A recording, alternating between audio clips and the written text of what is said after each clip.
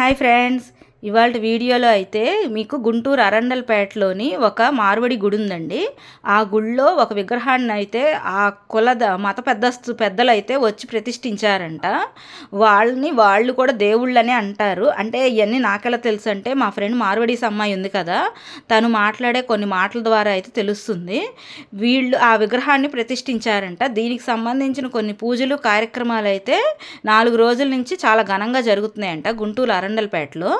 So దానికోసం అయితే మా ఫ్రెండ్ వెళ్ళింది. ఇట్లా మా గుడి ప్రతిష్ఠిస్తున్నారు, నువ్వు కూడా రా అంటే నన్నైతే ఇన్వైట్ చేసింది, కానీ నాకైతే వెళ్ళడానికి కుదరక వెళ్ళలేదు. అవన్నీ నేను చూస్తానని చెప్పి ఆ ఈవెంట్స్ అన్నీ అయితే పెట్టింది. 4 రోజుల నుంచి చాలా ఘనంగా అయితే చేశారు, చాలా సాంప్రదాయబద్ధంగా. మన పద్ధతులు మన ఆచారాలు ఎలా ఉంటాయో వాళ్ళకి సంబంధించిన ఆచారాలు అవి కూడా అలాగే ఉంటాయి కదా.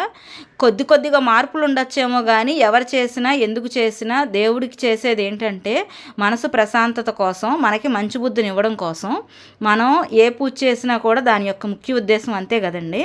సో మన మతాన్ని ఎలాగైతే మన పద్ధతులు పాటిస్తూ మనం గౌరవిస్తామో అవతల మతాన్ని కూడా అలాగే గౌరవించాలనేది ఏ మతం చెప్పినా కూడా అదే సిద్ధాంతం చెప్తారు.